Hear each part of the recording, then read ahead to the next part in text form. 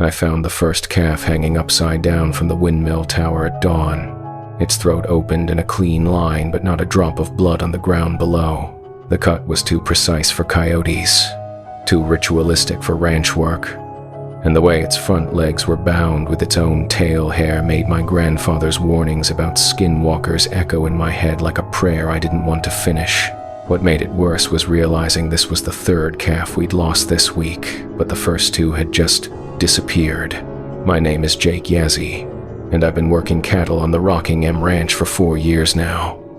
It sits right on the edge of the Navajo Nation, about 30 miles south of Shiprock, New Mexico. The land runs hard against the reservation boundary, and there's always been an understanding between the ranch owners and the tribal council about respecting certain areas, certain traditions, certain warnings that get passed down in both cultures.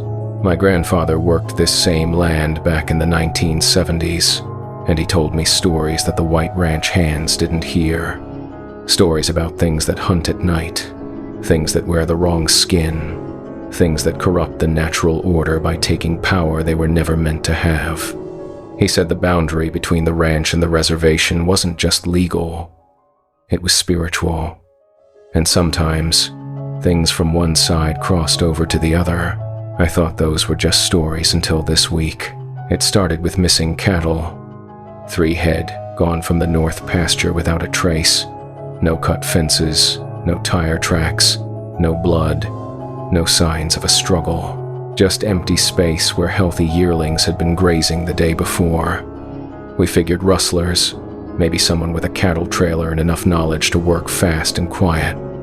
It happens out here more than people think, but rustlers don't arrange the bones. I found the first arrangement 2 days after the cattle disappeared. In a clearing about a quarter mile from the north pasture fence line, someone had built a perfect circle out of cattle bones. Ribs, leg bones, pieces of spine, all arranged with the curved sides facing inward and the broken ends pointing out like the spokes of a wheel. In the center sat a cow skull, positioned to face true north, eye sockets packed with red clay that hadn't come from anywhere on our land. I took pictures with my phone and called my supervisor, Tom Brennan. He's been managing this ranch for 15 years, and he's seen his share of weird stuff. Cattle mutilations, ritual sites left by smugglers, territorial markers from local gangs. He told me to clear it away and not mention it to the owners unless it happened again. I didn't clear it away. Something about disturbing those bones felt like a mistake I couldn't take back. Instead, I marked the GPS coordinates and rode back to the ranch house. That night, I called my grandfather. He listened without interrupting while I described the arrangement. When I finished, he was quiet for a long time. Finally, he said, "Jake, your great-grandmother taught me that some people turn away from the beauty way. They seek power through breaking taboos, through taking what belongs to the dead, through becoming something they shouldn't become. These people, they leave signs." He told me to stay away from that clearing, especially at night. He told me to carry sage, to avoid being alone on the ranch after dark, and to pay attention if the cattle started acting strange. Most importantly, he told me not to look directly at anything I saw moving on 2 legs in the pastures after sunset. Some things want to be seen, he said. And once they know you've seen them, they start paying attention to you. The second arrangement appeared 3 days later. Same bone circle, same red clay, same northward-facing skull. This time it was in the east pasture, about 2 miles from the first site. I hadn't cleared the original circle, so now there were 2 of them, positioned like points on an invisible line running across the ranch. That's when I found the second dead calf, not hung from the windmill. This one was laid out in the center of a third bone circle in the south pasture. Its legs were bound with braided tail hair, its throat cut in the same clean line, but its eyes had been removed and replaced with smooth river stones. The flesh around the eye sockets was stitched closed with sinew, neat little sutures that looked almost surgical. No blood on the ground, no scavenger damage. The calf looked like it had been killed elsewhere, prepared with ritual care, and then transported to the circle. But there were no vehicle tracks, no drag marks, no sign of how a 150-pound animal had been moved across rough terrain without leaving a trace. I called Tom again. This time, his voice was tight when he told me to come in immediately and bring my photos. When I got to the ranch office, he was sitting with Sheriff Martinez from the county and a woman I didn't recognize. She had the kind of calm authority that said federal agent even before she showed me her credentials. Agent Sarah Crowfeather, FBI. She specialized in crimes on or near reservation land, and she'd been tracking a pattern of ritualistic cattle killings across 3 states. The bone arrangements, the precise throat cuts, the eye removal and stone replacement. She'd seen it before. What we're dealing with, she said, is someone who's learned traditional practices and is using them wrong. Someone who thinks they can gain power by corrupting sacred acts, by taking life in ways that break natural law. She asked me about my background, my family connections to the reservation, whether I'd noticed anyone showing unusual interest in the ranch or its proximity to tribal land. I told her about my grandfather's warnings, about the stories I'd grown up hearing. She nodded like this wasn't the first time someone had mentioned skinwalkers in connection with her investigation. Your grandfather's warnings are practical advice, she said. There are people out there who believe they can transform themselves through acts of spiritual corruption. Whether they can actually shapeshift or not isn't the point. The point is they believe it, and they're willing to kill to prove it. She set up trail cameras around all 3 bone circles and asked me to continue my normal duties but to report anything unusual immediately. No lone patrols after dark, no investigation of strange sounds or lights, no attempts to confront whatever was responsible for the killings. I agreed, but that night I drove to the hardware store in Farmington and bought a pump-action shotgun and a box of shells. I also stopped by my grandfather's house and picked up a small leather pouch of sage and cornmeal he'd prepared for protection. Some people might call that superstition. I call it insurance. The attacks escalated the next week. 5 more cattle killed. Each one found in a new bone circle. Each one prepared with the same ritual precision. The throat cuts, the bound legs, the eyes replaced with stones. But now, there were additional elements, symbols carved into the flesh, patterns that Agent Crowfeather recognized from cases in Colorado and Utah. More disturbing were the sounds we started hearing at night. Not coyote howls, not the normal ranch sounds of cattle and horses and wind through the buildings. These were human voices, but wrong. Too high, too long, too much like someone trying to remember how people were supposed to sound. The voices called my name. They called Tom's name. They called the names of the ranch owners, who lived in Albuquerque and visited twice a year. The voices knew details they shouldn't know. The names of our horses, our work schedules, conversations we'd had in private. On Tuesday night, while I was checking the horse barn before bed, I heard my own voice calling from the north pasture. Not an echo, not a recording. My voice, with my inflection, calling, "Jake, Jake, help me," with exactly the tone I'd use if I was hurt and scared. I stood in the barn doorway with the shotgun in my hands and listened to myself begging for help from an empty field. The voice got closer, moving along the fence line, always just beyond the reach of the security lights. "Jake, please. Something's wrong. I can't find my way back." I didn't answer. I didn't move. I stood there until the voice faded toward the reservation boundary, and then I locked myself in the bunkhouse and didn't come out until sunrise. The next morning, Agent Crowfeather showed me footage from her trail cameras. Figure moving between the bone circles at 3 in the morning. Bipedal but wrong, too tall. Joints bending in directions that didn't match human anatomy. The night vision made everything black and white. but you could see the unnatural gait, the way it moved without seeming to touch the ground. What chilled me was the final frame. The figure had stopped directly in front of one camera and looked up at the lens. The face was human-shaped but blurred, like someone had tried to sculpt features from memory and gotten the proportions wrong. The eyes reflected the infrared like an animal's, but they were positioned too far apart, and the mouth was too wide for the skull that contained it. "This is what we're dealing with," Agent Crowfeather said. "Someone who's gone so far into corruption that they're losing their human form. The traditional stories call them skinwalkers, but the clinical term is ritual-induced dissociative psychosis.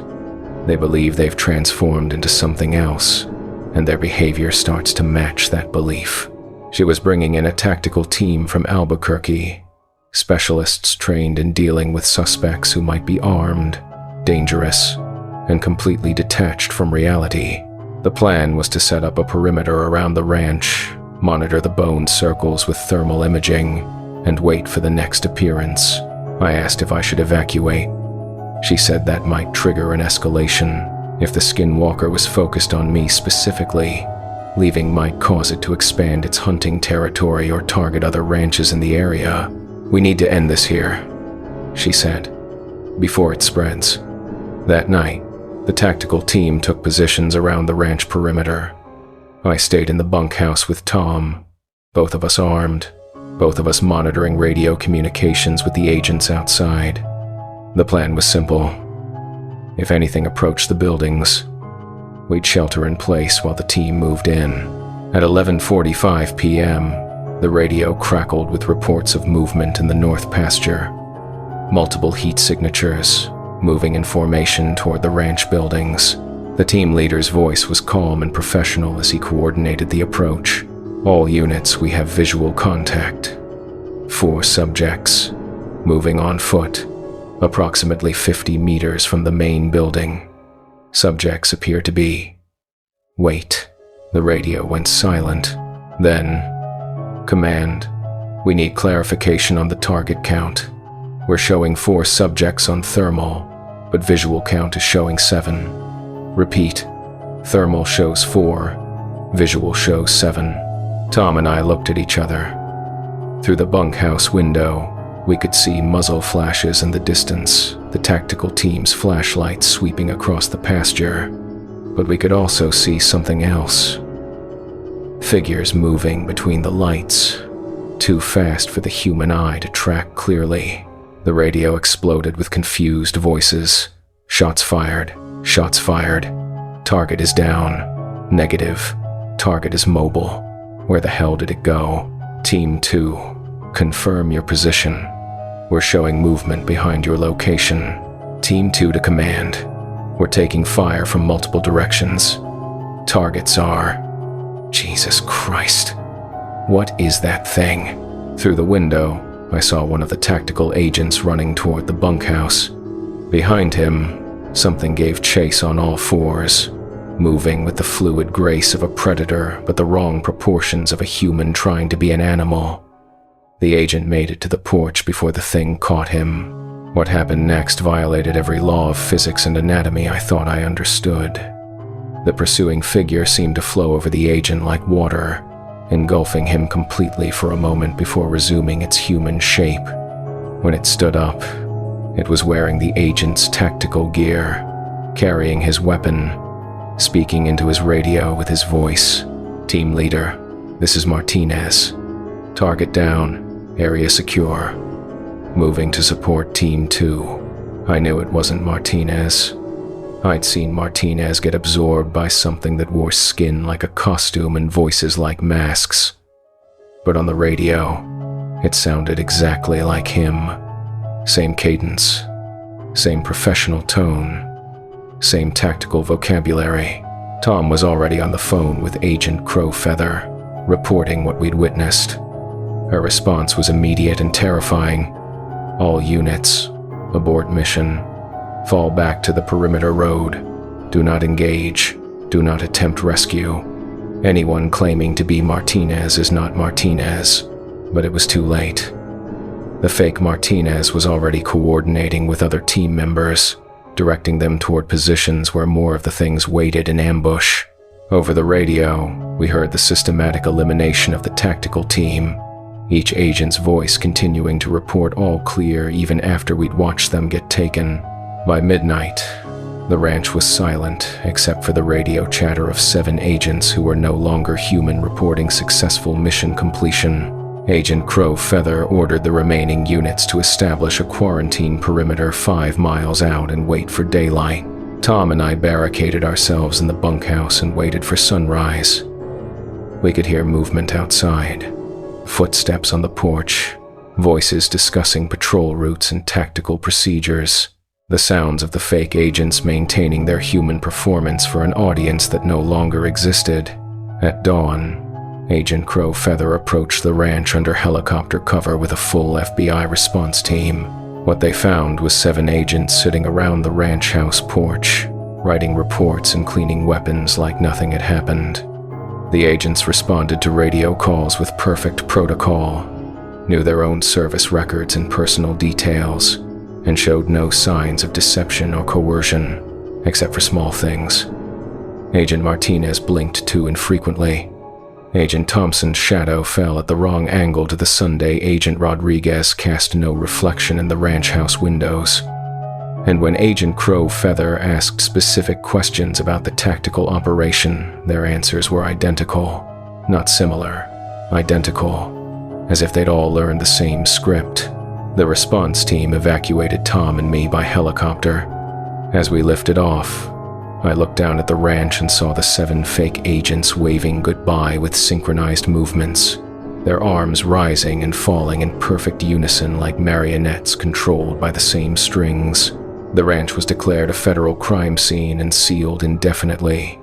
The official report blamed the incident on environmental toxins that caused mass hallucinations and memory loss among the tactical team. The agents who'd been replaced were listed as missing and presumed dead, though their bodies were never found. Agent Crow Feather transferred to a desk job in Washington. Tom took early retirement and moved to Phoenix. I left New Mexico entirely and found work on a cattle ranch in eastern Colorado, far from any reservation boundaries and far from the places where old traditions still hold power. But I still carry the sage pouch my grandfather gave me, and I still pay attention to the small things that don't quite fit. Reflections that don't match their sources, shadows that fall at impossible angles, voices that sound right but feel wrong, because I learned something on the Rockingham Ranch that federal agents and tactical teams and official reports can't acknowledge. There are people out there who've broken so many taboos, corrupted so many sacred things, that they've stopped being people entirely. They've become something else. Something that can wear human shape but not human substance. Something that's always hungry for new skins to try on. The bone circles are still there, according to satellite photos. 7 of them now, arranged in a perfect heptagon around the ranch buildings. And if you know where to look, you can sometimes see figures moving between them. Too tall, too fluid, too precise in their movements to be entirely human. The FBI classifies the Rockingham incident as an unsolved case with suspected cult involvement. They've stopped investigating similar cattle killings in Colorado and Utah, officially due to budget constraints. Unofficially, because every team they send comes back wrong. If you work cattle country near reservation land, pay attention to the old warnings. Respect the boundaries that exist for good reasons. And if you ever find bone circles arranged with ritual precision, don't investigate alone. Don't try to clear them away. Don't assume you're dealing with normal criminals or normal crimes. Some hungers can't be satisfied with just cattle, and some appetites grow stronger every time they feed. The last thing my grandfather told me before I left New Mexico was this: the Skinwalkers aren't the worst thing out there, Jake. The worst thing is that they're still learning. Every person they take, every voice they steal, every shape they wear, they get better at being human, and eventually, they might get so good at it that nobody will be able to tell the difference.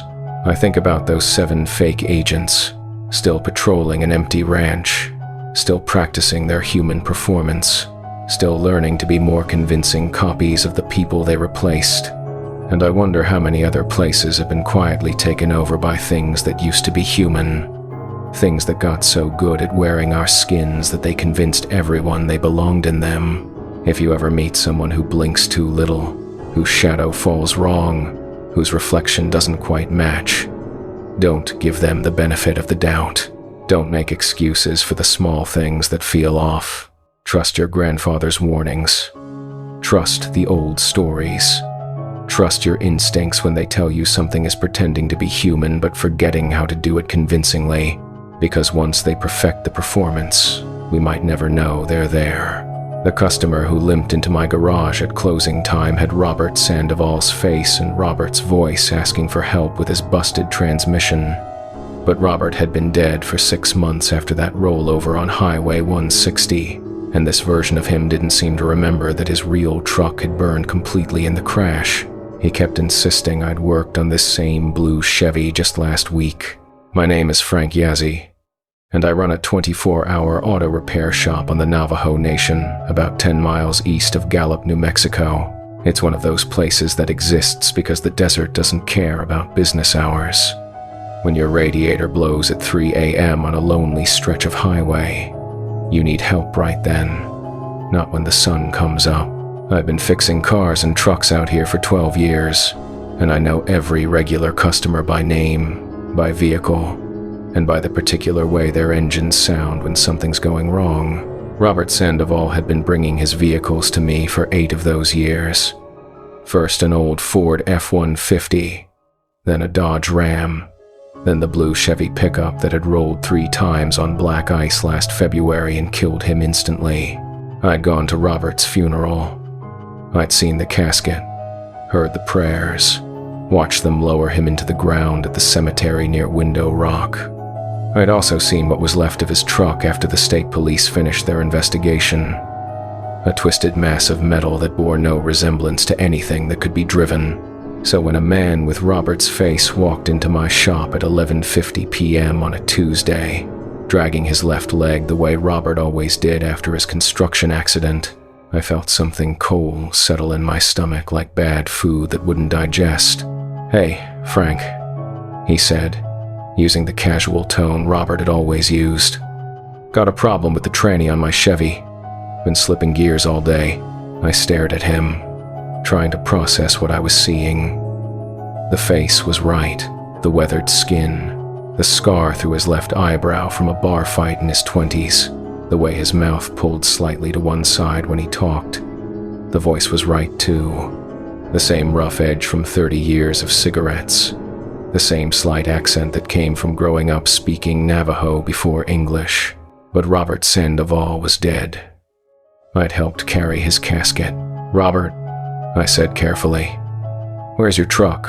He pointed toward the parking area outside. "Right there. Blue Chevy. Just like always." I followed him outside, and there it was.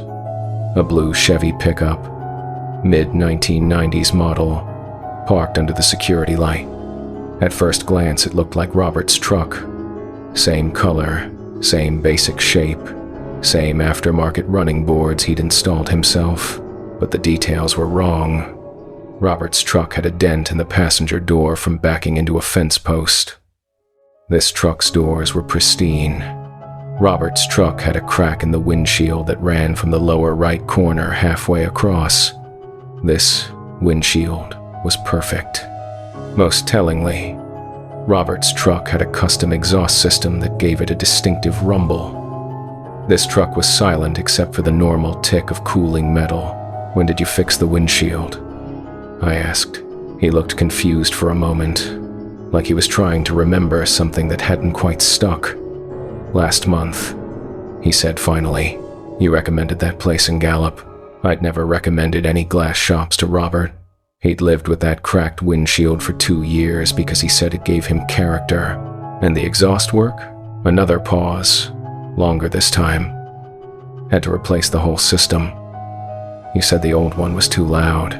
Robert had loved that loud exhaust. He'd paid extra for it specifically because it announced his arrival from 3 blocks away. He would never have replaced it voluntarily. I walked around the truck, looking for other details that should have been familiar. The license plate was right. The same numbers Robert had transferred from vehicle to vehicle for years. But the plate looked new, like it had been freshly issued, without the chips and fading that come from desert sun and highway gravel. "Pop the hood," I said. He reached through the driver's window and pulled the hood release. I lifted the hood and immediately knew something was fundamentally wrong. The engine was clean. Not just clean, but pristine, like it had just rolled off an assembly line.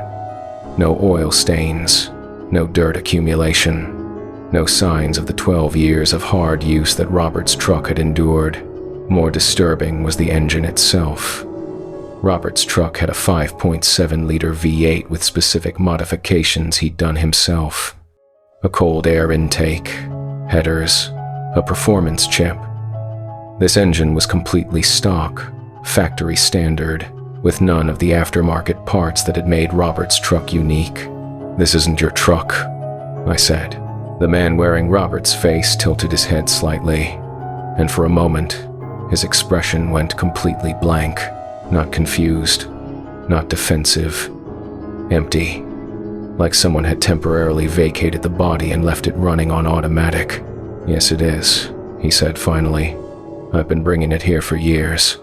You worked on the transmission just last week, but I kept detailed records of every job, and I hadn't worked on any transmission in the past month.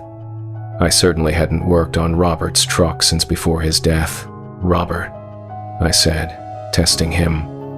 "What did I charge you for that transmission work?" Another blank pause. "The usual," he said. "Which is what?" "The usual amount." I felt the hair on my arms stand up. Robert had always been specific about money, always questioned estimates, always negotiated prices. He would never have given such a vague answer about something he'd supposedly paid for the week before. "Let me check my records," I said, backing toward the shop. I needed space to think. Needed to put some distance between myself and whoever this was. As I walked away, I heard him follow, but his footsteps were wrong. Too even, too measured, like someone concentrating on remembering how to walk rather than just walking naturally. Inside the shop, I pulled out my appointment book and pretended to flip through recent entries. Over my shoulder, I could see him standing in the doorway, not quite crossing the threshold. His posture was rigid, artificial, like he was holding a position rather than standing comfortably. "I don't see any transmission work for you in the past month," I said. "Check again," he replied, but his voice had changed slightly. Still Robert's voice, but flatter, more mechanical, like a recording playing at the wrong speed. "Robert, tell me about your accident." The question seemed to hit him like a physical blow.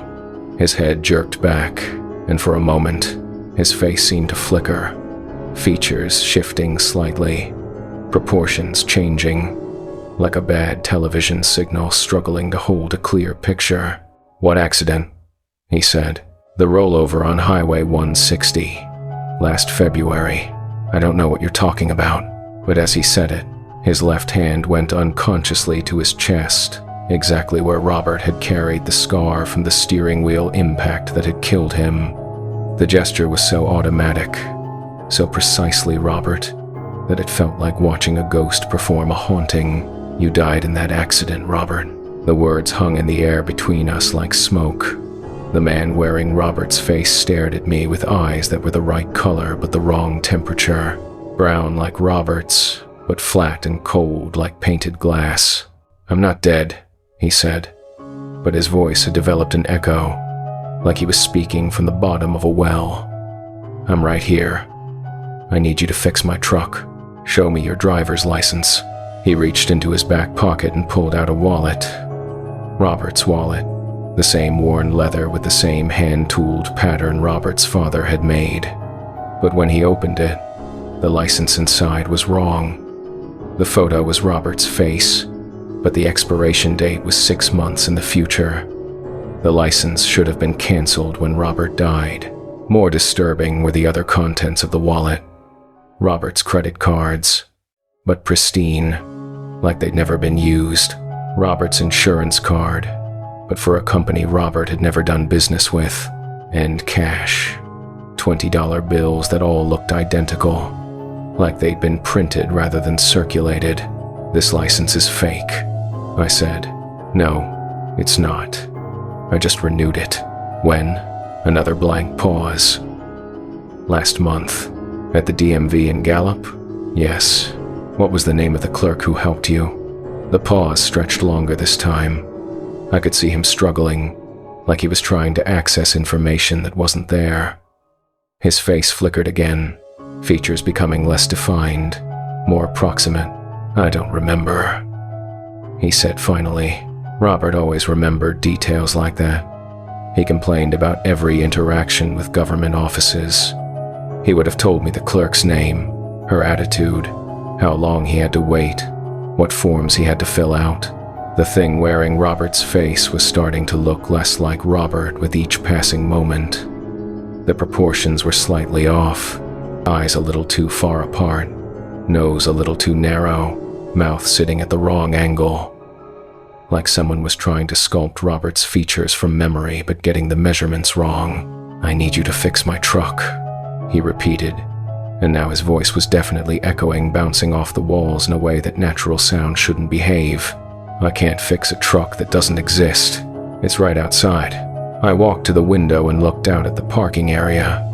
The blue Chevy was still there, but it looked less solid than before. Edges blurred, details indistinct, like something seen through heat shimmer. "That's not Robert's truck," I said.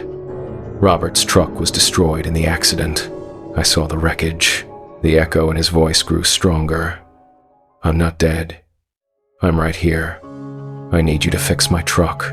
He was repeating himself now, stuck in a loop like a broken recording, and his physical appearance was deteriorating rapidly, the careful mimicry of Robert's features collapsing into something more generic, more approximate.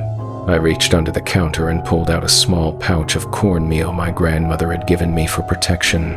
She'd told me that some things could wear human faces but couldn't tolerate the sacred substances that connected to traditional power. As soon as I opened the pouch, the thing that had been pretending to be Robert recoiled like I'd pointed a weapon at it.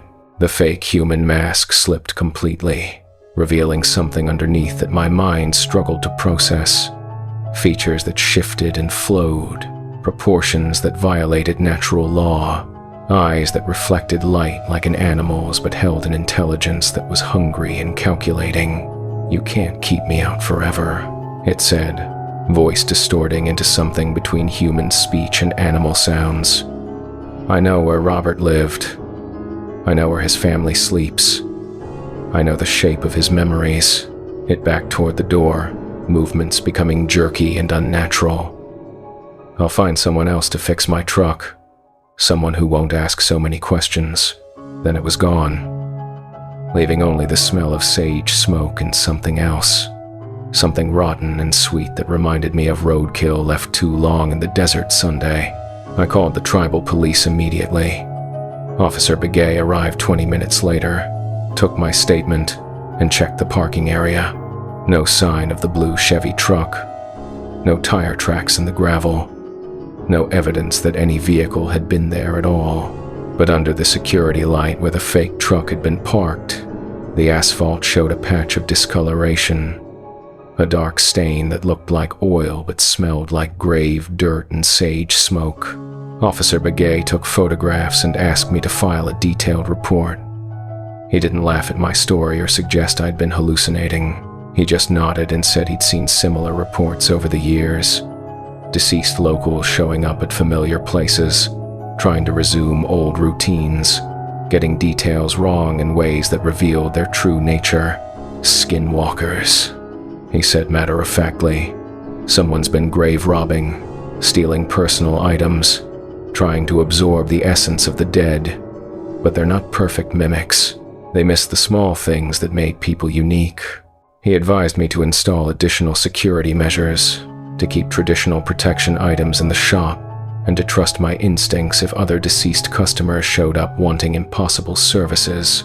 Over the next few weeks, I heard similar stories from other business owners on the reservation. The fake Robert had visited Robert's usual gas station, trying to buy cigarettes with a credit card that had been canceled when he died. He'd gone to Robert's favorite restaurant, ordering food with dietary restrictions Robert had never had. He'd even shown up at Robert's brother's house, claiming to need tools he'd supposedly lent out before his death. Each encounter revealed more inconsistencies, knowledge gaps, behavioral anomalies, physical details that didn't quite match the original. The family finally held a traditional protection ceremony, blessing Robert's gravesite and creating spiritual barriers against further desecration. The fake Robert disappeared after that, but the experience taught me to pay attention to details that go beyond surface appearance. Voice, mannerisms, and memory patterns that can't be perfectly replicated by something that's learned human behavior without understanding it. I still run the 24-hour garage, but I've made changes.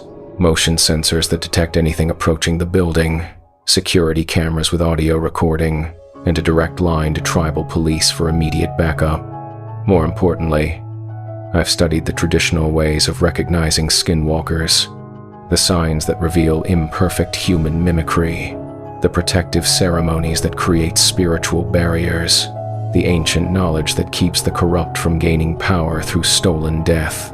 If you work a business that serves reservation communities, especially during late hours when the boundary between day and night grows thin, pay attention to customers who seem familiar but feel wrong. Trust your instincts when someone's behavior doesn't match their claimed history. And if a deceased regular shows up wanting service for a vehicle that was destroyed in the accident that killed them, don't engage. Don't provide service. Don't help them perfect their stolen performance. Some people break the most sacred taboos in pursuit of power they were never meant to have.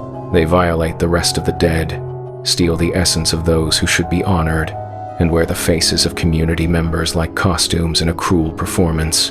But they're not perfect mimics. They miss the small details, the unique modifications someone made to their vehicle, the specific ways they interacted with money, the personal stories that shaped their relationships with local businesses. Trust your community knowledge about who was who and how they lived their lives. Trust the traditional warnings about people who seek power through corruption. Trust your instincts when someone claims to be someone they can't possibly be. And if a customer shows up driving a truck that should have been scrapped 6 months ago, asking for work on a transmission you never touched, paying with money that smells like grave dirt, close your shop, call the police, and remember that some repair jobs aren't worth taking, no matter how much they offer to pay. The dead should rest in peace, and anyone trying to wear their faces to the places they used to frequent, that's not mourning or memory or love. That's theft of the worst kind, and it's your responsibility to refuse service to anyone trying to profit from stolen death. Robert Sandoval was a good customer and a decent man who died too young in a tragic accident. Whoever showed up at my garage wearing his face and driving an impossible truck, that wasn't Robert. That was something else entirely. Something that thought it could gain power by defiling his memory and corrupting the natural order of life and death. But we protected Robert's true essence with ceremony and knowledge, and the kind of community memory that can't be stolen or copied or worn like a mask. That's what the traditional ways teach us. That some things are sacred enough to be worth defending, even from the hungry dead who refuse to stay buried. My grandmother walked into the trading post at closing time, but she'd been dead for 3 months, and the woman wearing her face kept forgetting small details, like how grandmother always paid in exact change, or how she called me by my childhood nickname, or how her left hand had been missing 2 fingers since a weaving accident in 1987. This woman had all 10 fingers and paid with bills that smelled like sage smoke and grave dirt. My name is Joseph Begay, and I run the night shift at Yazzy's trading post on Highway 163, about 15 miles south of Chinle, Arizona. It's one of those places that serves 3 communities. The local Navajo families who need basics after the grocery stores close, the tourists heading to Canyon de Chelly who forgot something essential, and the occasional long-haul trucker looking for coffee and directions. I've worked nights there for 2 years, ever since I graduated from Diné College with a business degree and couldn't find anything better. It's quiet work most of the time, restocking shelves, handling the gas pumps, selling cigarettes and energy drinks to people passing through. The kind of job where you know every regular customer by name and can predict what they'll buy before they walk through the door. My grandmother, Alice Begay, had been one of those regulars. Every Tuesday and Friday evening, she'd drive her old Ford pickup from her place near many farms to buy groceries for the week. Always the same routine. Park by the side door, check the produce for the best apples, pick up a pack of Marlboro Lights, and pay with exact change counted out from a small beaded purse she'd made herself. She'd call me Yaji, my childhood nickname, and ask about my parents, my studies, whether I was seeing anyone serious. Traditional grandmother conversation, delivered with the kind of warmth that made the night shift feel less isolated. She'd been doing this routine for 30 years, long before I started working there. The cancer took her quickly. Diagnosed in February, gone by May. I worked the night she died, and when my cousin called to tell me, I had to close the store early because I couldn't stop crying long enough to serve customers. The funeral was traditional, held at the family plot near Rough Rock.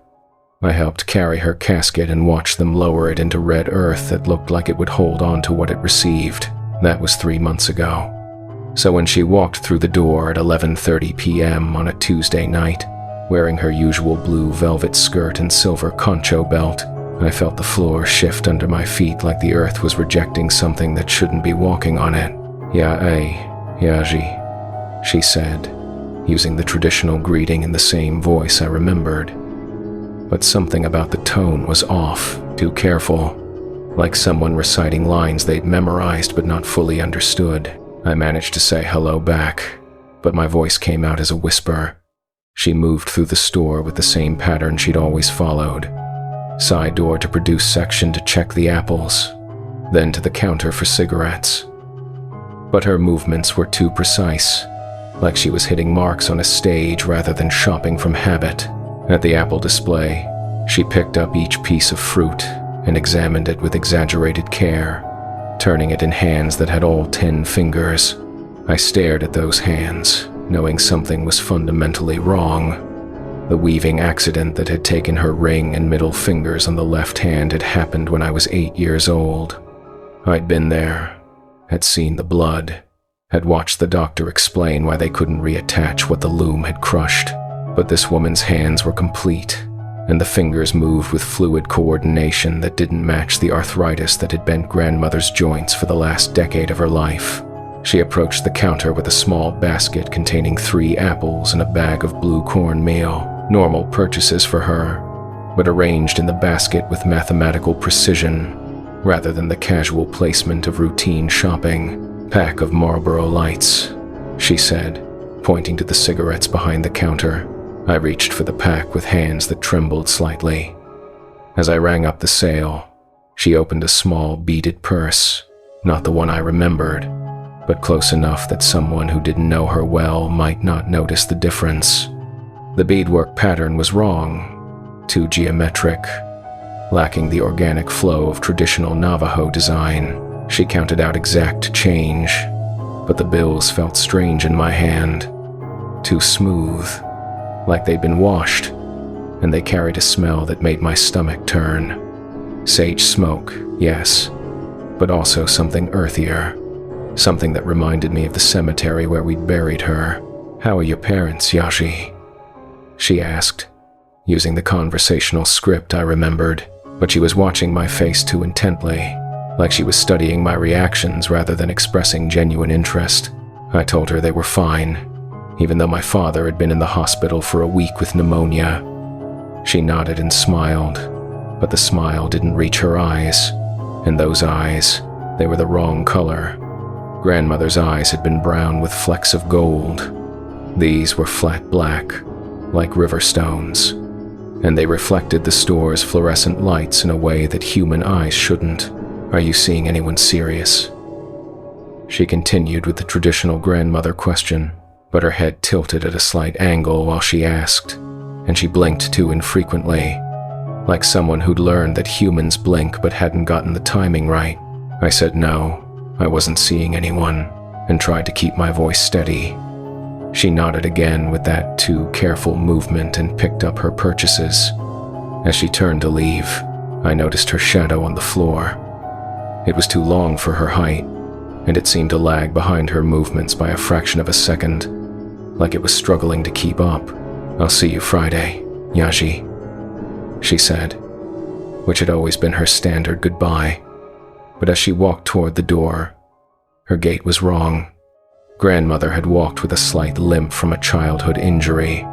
This woman's steps were perfectly even, perfectly balanced, like someone who'd learned to walk by watching others, but had never experienced the small imperfections that come with living in a human body for 83 years.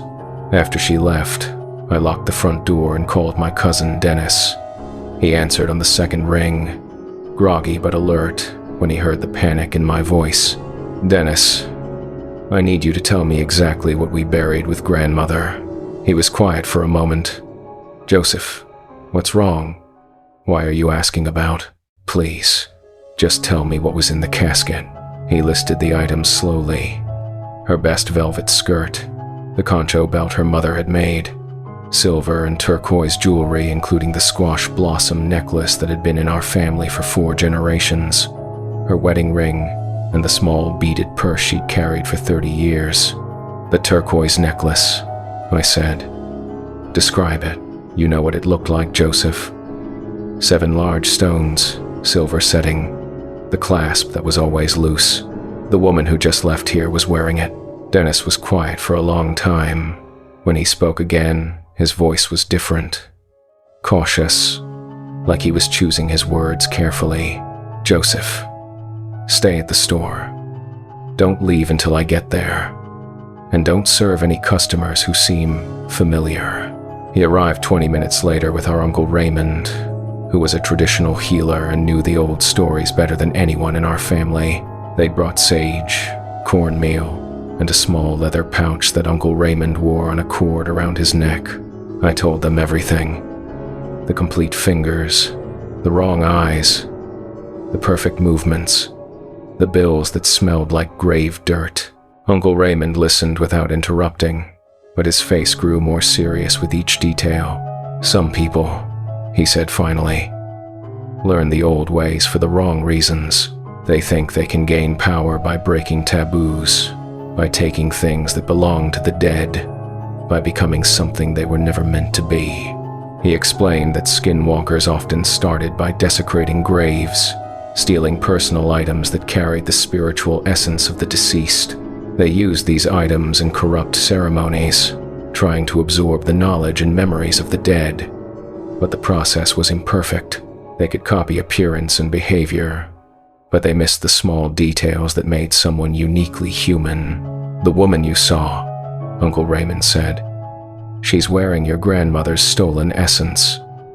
But she's not your grandmother. She's someone who broke into the sacred space of death and took what wasn't hers to take." He instructed me to burn sage in the store after closing, to sprinkle cornmeal at all the entrances, and to refuse service to anyone who triggered my instincts about wrongness. Most importantly, he told me not to engage in conversation with the false grandmother if she returned. "Don't give her information about the family," he warned. "Every detail you share makes her performance more convincing. She's learning to be your grandmother by studying your reactions."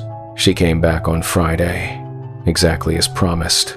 Same route through the store, same purchases, same conversation starters. But this time I was ready. I said hello without using her name, rang up her items without small talk, and accepted her payment without looking directly at her face.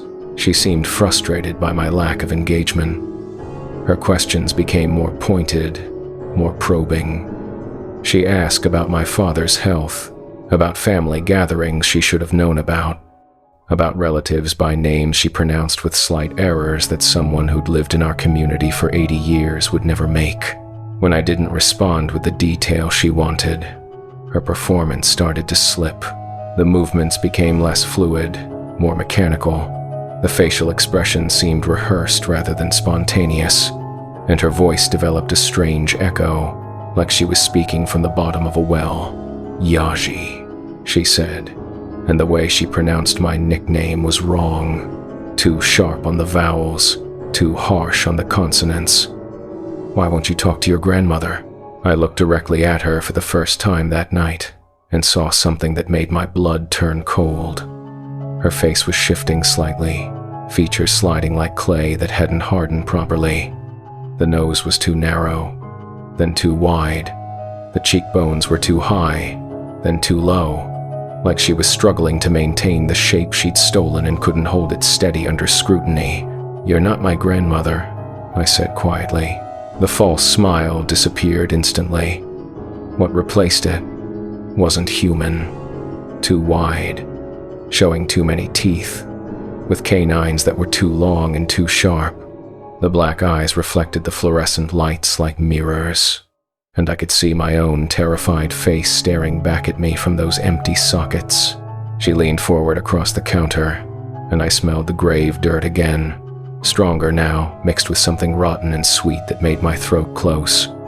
When she spoke, her voice had changed, deeper, rougher, like something that had learned human speech but wasn't designed for it. "Give me what I need, boy." I backed away from the counter, hand reaching for the sage bundle Uncle Raymond had given me. As soon as my fingers touched the dried herbs, she recoiled like I'd pointed a weapon at her. The fake human mask slipped further, revealing something underneath that my mind couldn't quite process. Angles that didn't belong on a human skull, proportions that violated natural law. "You can't keep me out forever," she said, voice distorting into something between words and animal sounds. "I know where you live. I know where your family sleeps. I know the shape of your dreams." She backed toward the door, movements becoming jerky and unnatural. At the threshold, she stopped and turned back. For a moment, she looked like my grandmother again. The right eyes, the right smile, the right voice saying, "I love you, Yaji." Then she was gone, leaving only the smell of sage, smoke, and cemetery earth. I called Uncle Raymond immediately. He arrived with Dennis and 2 other relatives, all carrying traditional protection items. They helped me perform a cleansing ceremony in the store, burning sage in every corner, sprinkling cornmeal at the entrances, and placing small medicine bundles at strategic points around the building. "She'll try other family members now," Uncle Raymond warned. "She's learned what she can from you, so she'll move on to easier targets, people who don't know the signs, who might give her the information she needs to perfect her disguise." He was right. Over the next week, relatives called to report strange visits from grandmother, showing up at houses she'd never been to, asking questions about family history she should have known, behaving in ways that felt wrong but weren't obviously threatening. My cousin Sarah saw her at the grocery store in Chinle, but grandmother had never shopped there. She'd always driven to the trading post because she preferred the smaller, more personal atmosphere. My Uncle Thomas encountered her at the gas station in many farms, but she didn't recognize his truck, which she'd helped him pick out 2 years earlier. Each family member who encountered her reported the same things, details that were almost right but not quite, movements that were too perfect, and an unsettling feeling that they were talking to someone wearing a costume rather than their beloved matriarch. The encounters stopped abruptly after my father was released from the hospital. Uncle Raymond believes the Skinwalker realized she'd been exposed, that too many family members were aware of her imperfect performance. Skinwalkers rely on deception and misdirection. Once their disguise is compromised, they usually abandon it and move on to new targets, but the damage was done. Our family's sacred relationship with grandmother's memory had been violated. The comfort we should have found in honoring her life was tainted by the knowledge that someone had stolen her appearance, her voice, her mannerisms for corrupt purposes. We held a second ceremony at her gravesite. This one focused on protection and spiritual cleansing. Uncle Raymond blessed the burial plot with traditional medicine, ensuring that anyone who tried to take from that sacred space would face spiritual consequences. We also replaced the jewelry that had been buried with her, in case the originals had been stolen for ritual use. I still work the night shift at the trading post, but I've made changes. Motion sensors at all the entrances, security cameras that record continuously, and a direct line to the tribal police for immediate backup. More importantly, I've studied the traditional ways of recognizing and protecting against skinwalkers. The signs that reveal imperfect human mimicry, the protective ceremonies that create spiritual barriers, the ancient knowledge that keeps the corrupt from gaining power through stolen death. If you work in a place that serves reservation communities, especially during late hours when the boundary between day and night grows thin, pay attention to customers who seem familiar but feel wrong. Trust your instincts when someone's behavior doesn't match their claimed identity. And if a deceased relative visits your workplace asking questions they should already know the answers to, don't engage. Don't provide information. Don't help them perfect their stolen performance. Some people break the most sacred taboos in pursuit of power they were never meant to have. They violate the rest of the dead, steal the essence of those who should be honored, and wear the faces of our loved ones like masks in a cruel performance. But they're not perfect mimics. They miss the small details, the subtle imperfections, the tiny inconsistencies that reveal the difference between someone you love and something that's learned to pretend it loves you back. Trust your grandmother's teachings about respecting the dead. Trust the traditional warnings about people who seek power through corruption. Trust your family's knowledge about protecting against those who would steal what belongs to the sacred world. And if someone wearing your grandmother's face comes to your place of work but doesn't remember which finger she lost in a weaving accident 30 years ago, don't serve her. Don't talk to her. Don't give her any information that might help her become a more convincing copy of the woman you mourned.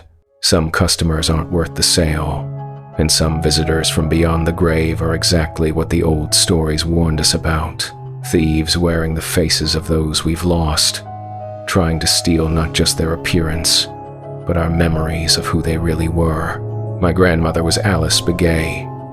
She had brown eyes with gold flecks, missing fingers on her left hand, and a slight limp from childhood. She called me Yaji, paid an exact change, and loved her family with the fierce protectiveness of someone who'd survived poverty, discrimination, and loss while never losing her traditional values. Whoever visited my store wearing her face, that wasn't her. That was something else entirely. Something that thought it could gain power by defiling her memory and corrupting our grief. But we protected her true essence with ceremony and knowledge, and the kind of love that can't be stolen or copied or worn like a mask. That's what the traditional ways teach us, that some things are sacred enough to be worth defending, even from the hungry dead who refuse to stay buried. The radio crackled with my own voice, calling for backup from Sector 12. But I was standing in Sector 9, and I hadn't touched my radio in 20 minutes. The transmission lasted exactly 8 seconds. Same cadence, same slight rasp I get when the desert air dries my throat, even the way I clip my words when I'm trying to stay calm. Agent Rodriguez, this is Agent Martinez requesting immediate assistance. GPS coordinates 31.47. The voice gave coordinates that would put me 15 miles north of where I actually stood, in a stretch of nothing but creosote bush and arroyos that doesn't have cell towers or backup within an hour's drive. My name is Agent Carlos Martinez. I've been working the southern Arizona border for 6 years, and I know every wash, every game trail, every smuggler's route between Lukeville and Sasabe. I've spent enough nights alone in this desert to tell the difference between a javelina rooting through garbage and a coyote pack moving migrants through the thorns. I know which sounds belong and which ones don't. The sound of my own voice asking for help from coordinates I'd never been to, that didn't belong. It started 3 weeks ago with footprints that changed mid-stride. I was tracking a group of 6 northbound through the Organ Pipe Monument area, following a clear trail in the sandy wash bottom. Boot prints, all different sizes, moving at a steady pace toward the pickup point near Highway 85. Standard interdiction. I radioed my position and followed the prints around a bend where the wash narrowed between 2 low ridges. That's where the trail got strange. The 6th set of prints stopped being human. Not gradually, not like someone took off their boots. The boot sole impression was there, clear as a photograph. And then the next step was a bare human foot, elongated, with toes that spread too wide. The step after that showed claws. By the 4th step, the print was fully canine. Wolf or large coyote. But the stride length was wrong. Too long for the size of the paw. I followed the changed prints for another 100 yards until they disappeared entirely at a flat stretch of hardpan. The other 5 sets continued north toward the highway. I called it in as an abandoned boot and kept following the group. We picked them up 2 hours later near the road. 5 people, just like the count suggested. When I asked about their missing companion, they looked confused. They said they'd been 5 the whole time. I checked my photographs of the prints. The images showed 5 sets of human tracks. No animal prints, no transformation sequence, just 5 normal boot patterns from start to finish. I told myself the heat was playing tricks on my eyes. Desert does that sometimes. Shadows move in ways that don't make sense. Rocks look like people until you get close. But I kept the photos on my phone, and every time I looked at them, they showed exactly what I'd seen in person. Until they didn't. The radio calls started the next week. Always my voice. Always from sectors I wasn't in. Always requesting backup or reporting suspicious activity. The first few times, dispatch would check my actual location and find me somewhere else entirely. They'd ask if I'd transmitted, and I'd say no. They'd mark it as equipment malfunction and move on. Border Patrol radios get interference from all kinds of sources. Military, cartel frequencies, atmospheric skip. False transmissions happen, but the voice was too perfect.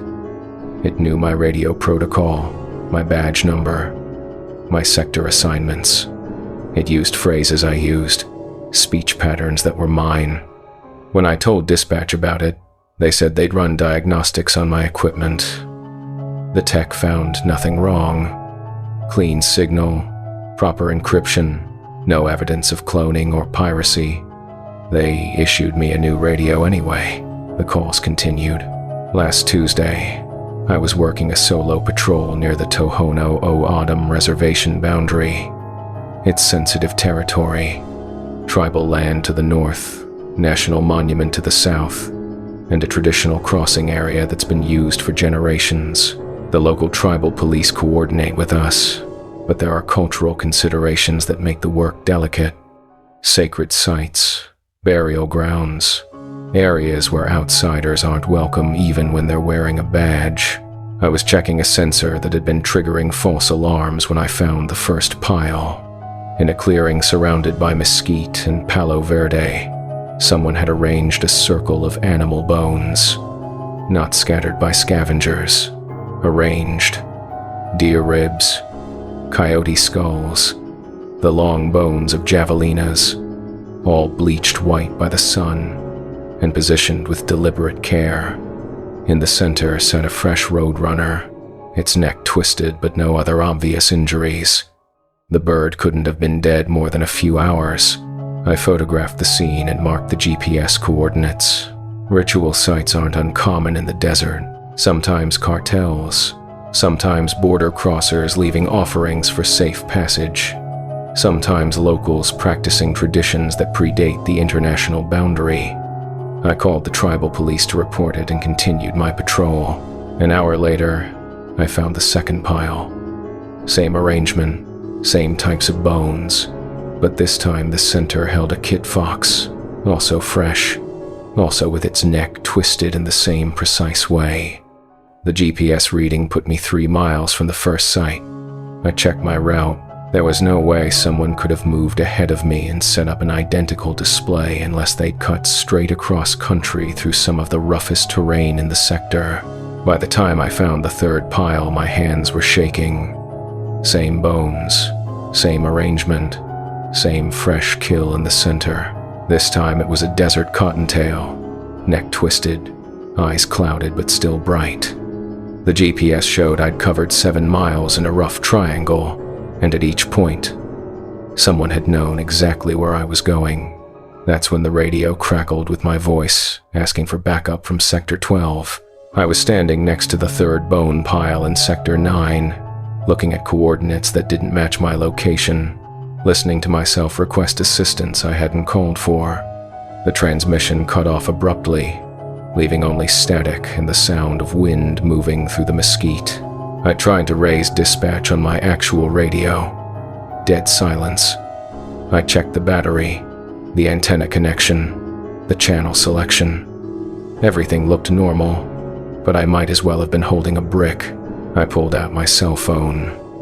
No signal, which wasn't unusual in that area, but the timing felt deliberate. The sun was dropping toward the western mountains, throwing long shadows across the desert floor. In an hour, the temperature would start falling and the light would fade to that flat gray that makes everything look the same. I needed to get back to my vehicle and establish communication with base. I needed to report the bone arrangements and the radio interference. I needed to be somewhere else when full dark arrived. I started back toward the dirt track where I'd left the ATV, following my own GPS breadcrumbs. The desert at dusk is never silent. Coyotes beginning their evening hunt, nighthawks diving for insects, the rustle of small mammals moving through the brush. But as I walked, those sounds faded until the only noise was my boots on gravel and the distant hum of wind.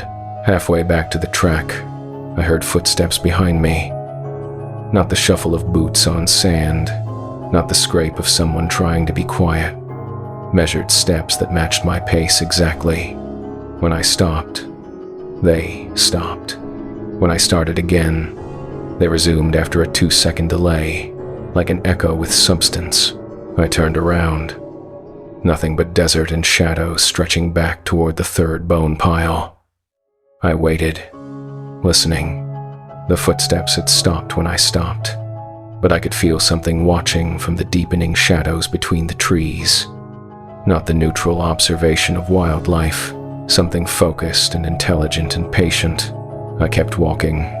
The footsteps resumed, still matching my rhythm, still lagging by that same 2-second interval. I tested it. Quick step. Pause. 3 normal steps. Pause. The echo followed perfectly, learning my pattern and repeating it like a recording with a delay. The ATV came into view just as the last direct sunlight disappeared behind the mountains. I quickened my pace, fishing for keys in my cargo pocket. The footsteps behind me quickened too, but the rhythm changed. Instead of the measured human gait I'd been hearing, the sound became irregular, too many steps per stride, like something moving on more than 2 legs. I reached the ATV and turned the key. The engine cranked but didn't catch. I tried again. Same result. Third try. The motor turned over and settled into its normal idle. I didn't wait to warm it up. I threw my leg over the seat and gunned it toward the main service road, gravel spraying behind me as the knobby tires found traction. In the side mirror, I caught a glimpse of something standing where I'd been parked. Human height, human silhouette, but wrong in ways my eyes couldn't quite process in the failing light. It didn't chase me. It just watched as I accelerated toward the paved road and the safety of civilization. I made it back to the station and filed my report. Vandalism of a natural area, possible ritual activity, radio equipment malfunction. I didn't mention the footsteps or the figure in the mirror. I didn't mention how perfectly the fake radio calls had mimicked my voice. There are things you can put in an official report and things you can't. And I learned the difference over 6 years of federal service. The next morning, dispatch sent a team to investigate the bone piles. They found nothing. No arranged bones, no fresh kills, no sign that anyone had disturbed the natural desert environment. The GPS coordinates I'd provided led to empty clearings with no evidence of human activity.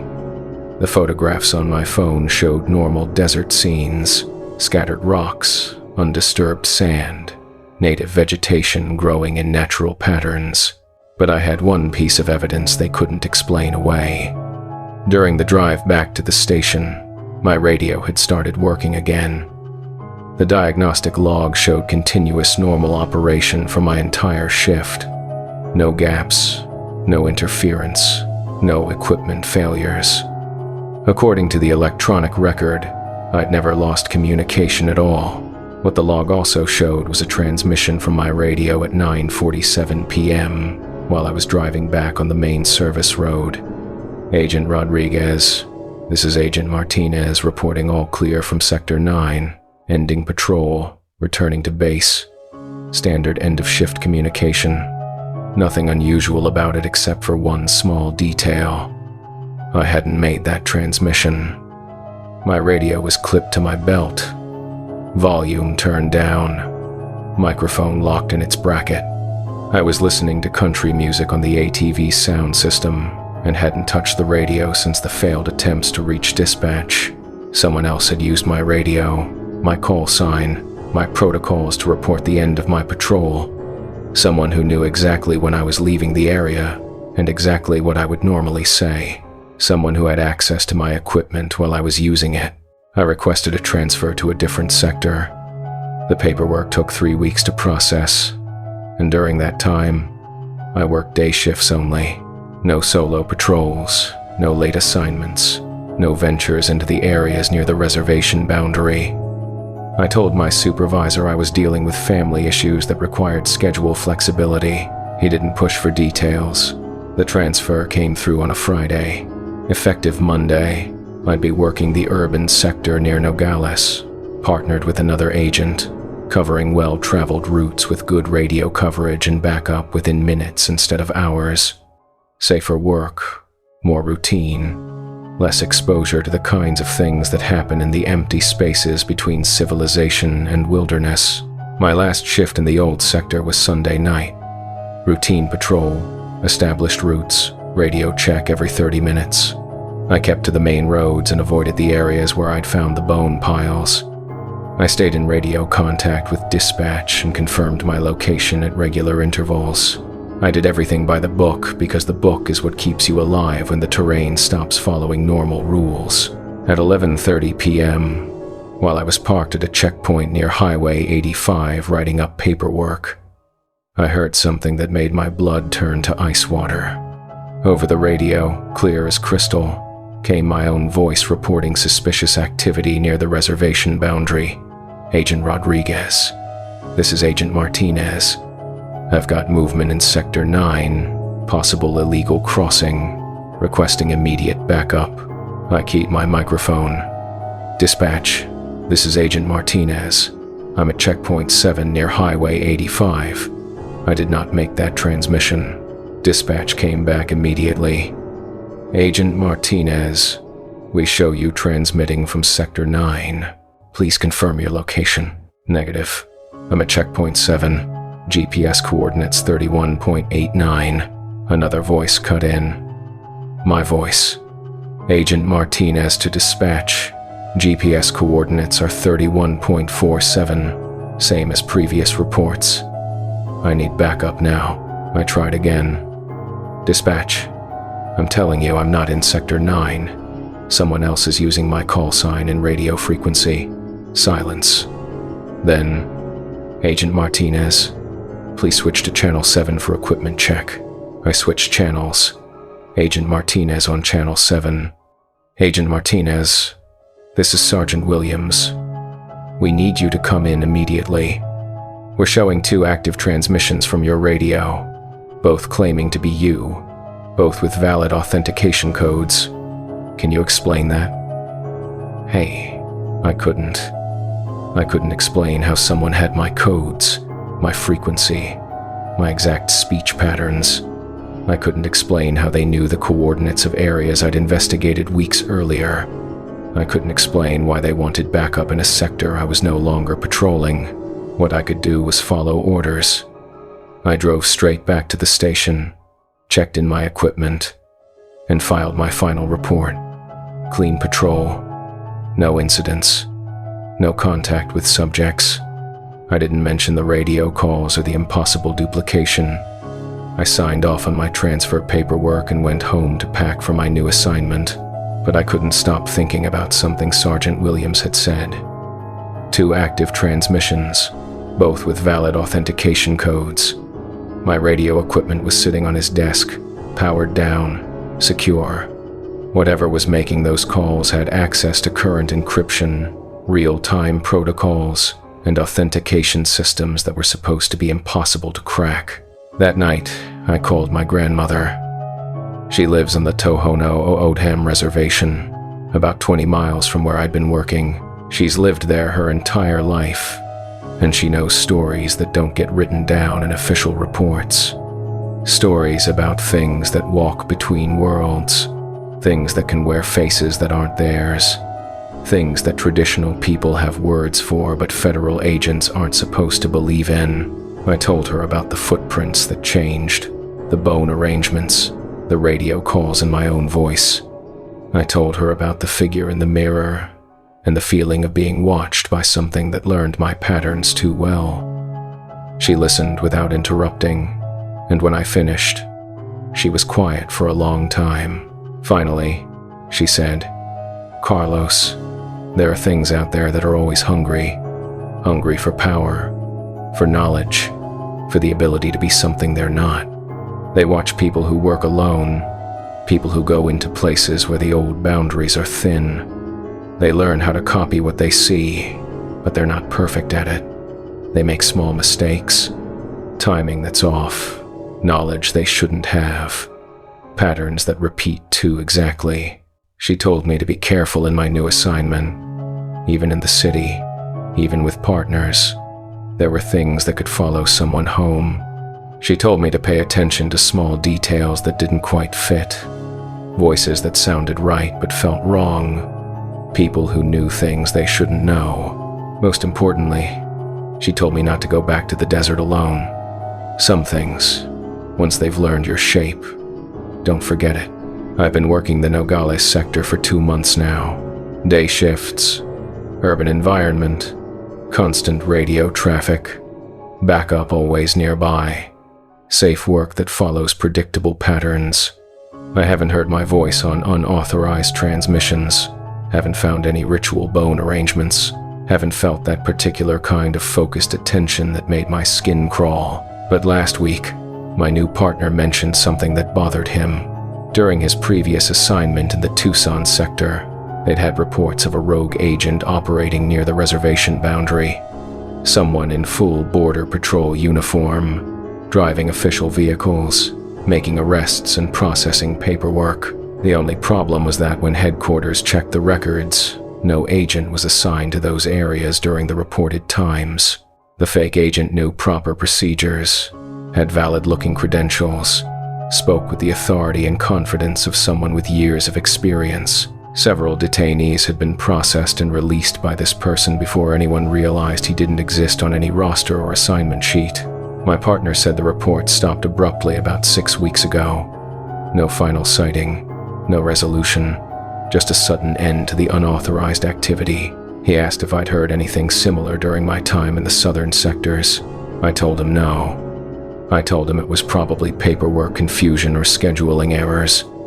I told him the kinds of lies that keep official reports clean and careers intact. But I checked the dates.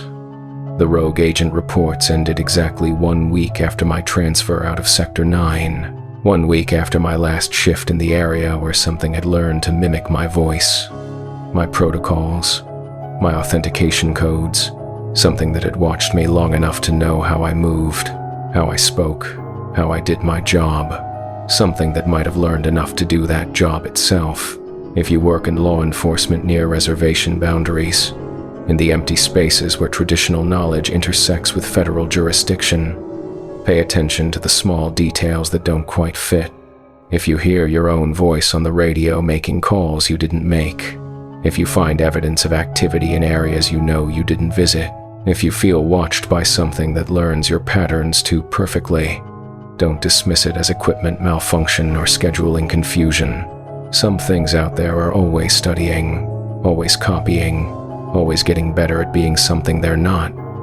And once they've learned your voice, your procedures, your authority, they might not need you anymore. The desert keeps its own laws, older than badges and jurisdictions and federal agencies. Respect those laws. Stay where the backup can reach you. And remember that some stories your grandmother tells aren't folklore. They're survival instructions passed down by people who learned to recognize the signs before it was too late. I'm Agent Carlos Martinez, and I want you to know that if you ever hear my voice calling for backup from coordinates that don't match my actual location, don't send help to those coordinates. Send it to wherever my GPS tracker says I really am, because whatever is making that call, it isn't me. I was alone in the university's artifact storage room at midnight when my dead professor walked through the locked door without opening it, his body still showing the claw marks that had killed him on last week's dig site. And he asked me in his familiar voice to show him which Navajo medicine bundles contained human bone. But his eyes glowed amber in the fluorescent lights, and when he smiled, I could see that all his teeth had been filed to points. My name is Rebecca Thompson, and I'm a graduate student in Southwestern Archaeology at the University of New Mexico. I've been working on my thesis about sacred objects and burial practices among Pueblo and Navajo communities. Research that requires careful handling of culturally sensitive materials and constant consultation with tribal representatives to ensure respectful scholarship. Professor Williams had been my advisor for 3 years. He was one of those rare academics who understood that studying Native American artifacts wasn't just about cataloging objects. It was about respecting living cultures, honoring traditional knowledge, and acknowledging the spiritual significance of items that weren't meant to be treated as mere museum pieces. He'd spent 40 years building relationships with tribal communities, earning trust through genuine respect and collaborative approaches that put indigenous voices at the center of archaeological interpretation. His office was filled with gifts from grateful families, pottery from students he'd helped get into graduate programs, jewelry from artisans whose work he'd promoted, photographs from reservation events where he'd been welcomed as an honorary family member. That's why his death had hit the department so hard. He'd been leading a salvage excavation near Chaco Canyon, documenting sites threatened by pipeline construction, when something went wrong. The tribal monitors had found his body at dawn, torn apart by what the medical examiner called animal attacks, deep claw marks across his chest and throat, flesh stripped away in patterns that suggested something large and powerful and hungry. The strange part was that no predator in the region could have caused that kind of damage. Not bears, not mountain lions, not even feral dogs. The wounds were too precise, too ritualistic, arranged in patterns that looked almost deliberate. The tribal police had investigated, but they'd closed the case quickly and quietly, citing cultural sensitivity and the need to respect traditional beliefs about certain kinds of death. The funeral had been 3 days ago. I'd helped carry his casket, watched them lower him into the ground at Sunset Memorial, listened to colleagues share stories about his dedication to ethical archaeology and community collaboration. The burial had been traditional Anglo. Flowers, prayers, a reception where people told fond memories and promised to continue his work. So when he walked through the storage room door at 12:15 a.m. on a Tuesday night, I felt reality crack around the edges, like glass under pressure. I was working late because I had a thesis deadline looming, and Professor Williams, the real Professor Williams, had given me after-hours access to catalog materials that were too fragile for regular classroom handling. Sacred bundles, ceremonial masks, burial goods that required climate-controlled storage and careful documentation. The storage room was in the basement of the anthropology building, accessible only by key card and security code. I'd locked the door behind me when I entered, and I'd been alone for 3 hours, surrounded by metal shelving units filled with boxes of artifacts that represented centuries of indigenous craftsmanship and spiritual practice. When the door opened, I looked up expecting to see the night security guard doing his rounds. Instead, I saw Professor Williams step through the doorway, except the door hadn't opened. He'd simply walked through the solid metal as if it were made of water. "Rebecca," he said, using the same warm tone he'd always used with graduate students. "I'm glad you're here. I need to check on something." I stared at him, my mind struggling to process what I was seeing. He looked exactly like Professor Williams, the same gray beard, the same wire-rimmed glasses, the same cardigan he'd worn to class for years. But his skin had a waxy quality that reminded me of museum mannequins, and when he moved, his joints seemed too fluid, like they contained more pivot points than human anatomy allowed. Most disturbing were the marks across his throat and chest. Dark lines showed through his shirt where the claw wounds had torn him apart. They weren't healed. They were just there, like someone had drawn them on his skin with a marker and forgotten to blend the edges. "Professor Williams," I managed to say. You died. I was at your funeral." He tilted his head slightly, and I heard his neck vertebrae crack in a way that sounded like breaking kindling. "Did I? I don't remember dying. I remember the dig site, the work we were doing, important work." His voice was right. The same slight accent from growing up in Oklahoma. The same professorial cadence he used when explaining complex concepts. But there was something underneath it, like an echo or a recording played at slightly the wrong speed. "What are you doing here?" I asked. "Research," he said, moving deeper into the storage room with steps that didn't quite match the sound they should have made on concrete flooring. "I need to examine the sacred bundles, the ones with human remains. The project requires specific materials." That sent alarm bells screaming in my head. Professor Williams had been meticulous about respecting cultural taboos around human remains. He would never have used language like specific materials when discussing sacred objects. He would have talked about cultural context, community consultation, ethical considerations. "What project?" I asked. He paused, and for a moment his face went completely blank. Not confused, not thoughtful, empty, like someone had temporarily vacated the body and left it running on automatic pilot. "The transformation project," he said finally. "The research into traditional practices, methods of gaining power through connection with ancestral knowledge." Every word was wrong. Professor Williams had spent his career fighting against exactly that kind of exploitative approach to indigenous spirituality. He'd written papers condemning researchers who treated sacred objects as sources of mystical power rather than cultural heritage deserving respect. "Professor, you wouldn't talk about Native American spirituality that way." His smile revealed teeth that had been filed to points, not sharpened like fangs, but ground down to uniform triangular shapes that looked more like tools than teeth. When he spoke, I could see his tongue moving behind them, and it was the wrong color. Too dark, too purple, like dried blood. "Show me the bundles, Rebecca. The ones in the restricted collection, the ones that contain bone fragments." I backed toward the emergency phone mounted on the far wall. "I can't do that. Those items require tribal permission to handle. You know that.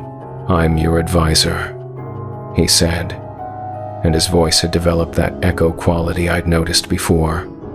"I'm giving you permission. You're dead," I said. "I saw them bury you. I helped carry your casket."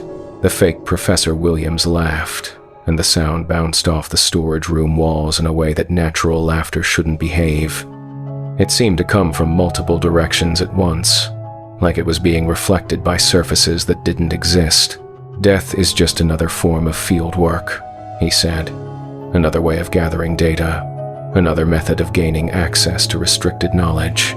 He moved toward the shelving unit that held the most sensitive materials, the sacred bundles that required special handling protocols, the burial goods that were stored here temporarily while legal disputes over repatriation were resolved, the ceremonial objects that weren't supposed to be touched by anyone without proper tribal authorization.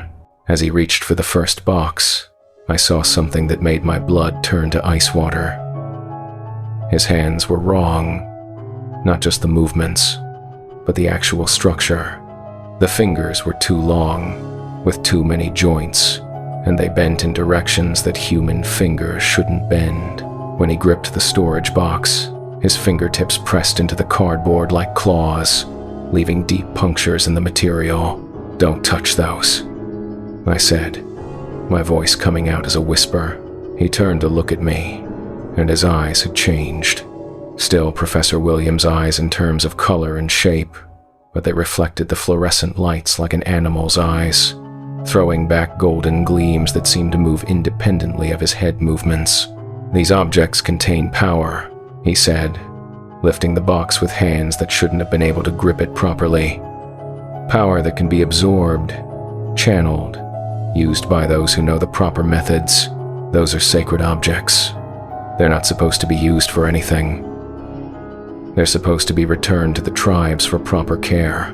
The tribes don't understand their full potential," he said, and his voice was definitely echoing now, bouncing around the room like we were in a cavern instead of a basement storage area. "They treat them as relics instead of tools. They waste the knowledge contained in bone and hide and sacred substances." He opened the box and pulled out a medicine bundle wrapped in faded cloth.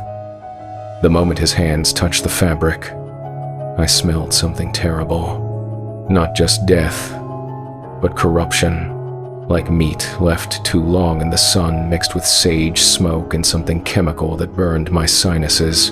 "Put that down," I said, reaching for the emergency phone. "I need what's inside this bundle," he said, unwrapping the cloth with movements that were too quick, too precise, like he knew exactly how it was folded despite never having opened it before. Bone fragments from a traditional healer, hair from a medicine woman, substances that can transfer knowledge from the dead to the living.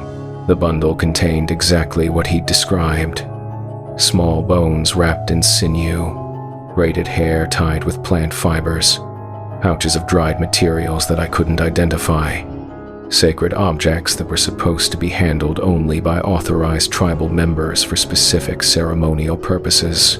He lifted one of the bone fragments and held it against his forehead, eyes rolling back until only the whites showed. When he spoke, his voice had changed completely. Not Professor Williams anymore, but something older, rougher, speaking in a language I didn't recognize. The temperature in the storage room dropped 20 degrees in as many seconds. My breath began to fog, and frost formed on the metal shelving units like we'd been transported to a walk-in freezer. The fluorescent lights flickered and dimmed, casting shifting shadows that seemed to move independently of their sources. I grabbed the emergency phone and dialed campus security. "This is Rebecca Thompson in anthropology storage. I need immediate assistance. Someone Island. Someone is in here who shouldn't be." The fake Professor Williams looked at me with those glowing animal eyes and smiled with his filed teeth. "No one can help you now," he said. "You've seen too much. You know what I'm doing. You understand what power can be gained from breaking the old taboos." He moved toward me with that too fluid gait, still holding the bone fragment against his forehead. As he got closer, I could see his skin changing, becoming less human, more approximate, like someone was trying to sculpt Professor Williams' features from memory, but getting the proportions wrong. "Join me," he said, voice distorting into something between human speech and animal sounds. "Let me show you what real archaeological research looks like." Let me teach you how to absorb knowledge directly from the source instead of reading about it in books. I backed against the wall, trapped between storage units with nowhere to run. The emergency phone was dead in my hand. No dial tone, no connection. Just the kind of silence that suggests complete system failure. That's when I remembered something. Professor Williams, the real Professor Williams, had taught me about handling sacred objects. Always carry traditional protection. Always respect the spiritual protocols that keep dangerous knowledge from being misused. Always remember that some things are sacred because they're powerful, and powerful because they're dangerous. I reached into my pocket and pulled out a small pouch of cornmeal and sage that Maria Sandoval, one of my tribal consultants, had given me for protection during artifact handling. She told me that some objects carried spiritual energy that could be harmful if proper precautions weren't taken. As soon as I opened the pouch, the thing wearing Professor Williams's face recoiled like I'd pointed a flamethrower at it. The fake human mask slipped completely, revealing something underneath that violated every law of anatomy and physics I thought I understood. Features that shifted and flowed like water, proportions that changed from moment to moment, eyes that held intelligence but not humanity. It was like looking at someone's attempt to be human based on second-hand descriptions rather than direct observation. You can't stop the transformation, it said, voice echoing from multiple directions simultaneously. I have what I need. The bone will teach me the healer's knowledge. The hair will give me the medicine woman's power. The sacred substances will complete the ritual. It backed toward the door, movements becoming increasingly inhuman. Too many joints bending, limbs extending beyond normal human proportions, head tilting at angles that should have snapped the neck. I'll find other students, it said, other researchers who want to learn the real secrets of indigenous power. People who won't ask inconvenient questions about where knowledge comes from. Then it was gone. Not through the door, but simply absent, like it had stepped sideways into a dimension I couldn't perceive. The stolen sacred bundle went with it, along with the bone fragments and hair and mysterious substances that weren't meant to be touched by anyone without proper spiritual preparation. I called the tribal police immediately. Officer Yazzie arrived within an hour, took my statement, and examined the storage room for evidence. He found the puncture marks in the cardboard boxes, the frost damage to the shelving units, and a residue on the floor that smelled like sage smoke mixed with decay. Skinwalker, he said matter-of-factly. Someone who's learned to steal spiritual essence from the dead, to wear human faces like masks, to corrupt sacred practices for personal power.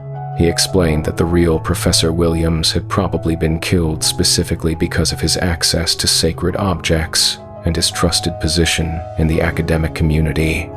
Someone had wanted his identity, his credentials, his ability to move freely through spaces where traditional knowledge was stored. They'll use those stolen items for transformation rituals, Officer Yazzie said, trying to absorb the power of traditional healers, to gain knowledge through corruption instead of proper teaching. But they're not perfect mimics. They always get something wrong. Behavior, knowledge, physical details that reveal their true nature. The university sealed the storage room and conducted a complete inventory of sacred objects. 3 medicine bundles were missing, along with several pieces of jewelry that had been taken from burial sites before repatriation laws were enforced. Items that contained human remains, personal effects of traditional healers, substances that were considered too sacred for academic study. I transferred to a different graduate program at Arizona State. I couldn't continue research that required handling sacred objects after seeing what could happen when that knowledge fell into the wrong hands.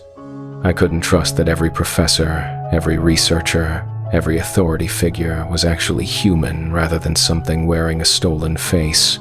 But I kept the protection pouch Maria had given me, and I kept the phone number Officer Yazzie had provided for reporting supernatural crimes on or near tribal land. Most importantly, I kept the knowledge that some academic research crosses lines that shouldn't be crossed, violates taboos that exist for good reasons, and attracts the attention of things that shouldn't be allowed near traditional knowledge. If you work in archaeology, anthropology, or any field that involves handling Native American artifacts, pay attention to colleagues who show sudden changes in behavior or knowledge. Trust your instincts when someone's approach to sacred objects becomes exploitative rather than respectful. And if a dead professor shows up asking for access to burial goods and human remains, don't provide that access, no matter how much they sound like someone you trusted. Some people break the most sacred taboos in pursuit of knowledge they were never meant to have. They steal the essence of traditional healers, corrupt the wisdom of medicine people, and use academic credentials to gain access to spiritual power that requires lifetime preparation and community authorization. But they're not perfect mimics. They miss the ethical foundations that guided the real scholars they're impersonating. They treat sacred objects as sources of power rather than cultural heritage deserving respect. They ask for access to materials that the real professors would have handled with ceremony and consultation. Trust your training about cultural sensitivity and ethical research practices. Trust the traditional warnings about people who seek power through corruption. Trust the tribal consultants who teach you to recognize when someone's interest in sacred objects has shifted from scholarly to exploitative. And if someone wearing your dead advisor's face walks through a locked door and asks you to help them steal spiritual power from burial goods, remember that some knowledge comes at a price that's too high to pay, and some research projects are better left unfinished. The dead should rest in peace with their sacred objects, and anyone trying to use academic authority to gain access to traditional power, that's not scholarship. That's spiritual theft of the worst kind, and it's your responsibility to protect the knowledge that was entrusted to your institution's care. Professor Williams was a good man who spent his career building bridges between academic research and indigenous communities. Whoever showed up wearing his face and asking for access to sacred bundles, that wasn't him. That was something else entirely.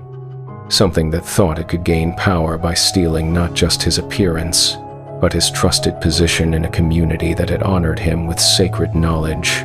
But we protected that knowledge with traditional methods and academic protocols and the kind of ethical foundation that can't be stolen or copied or worn like a mask.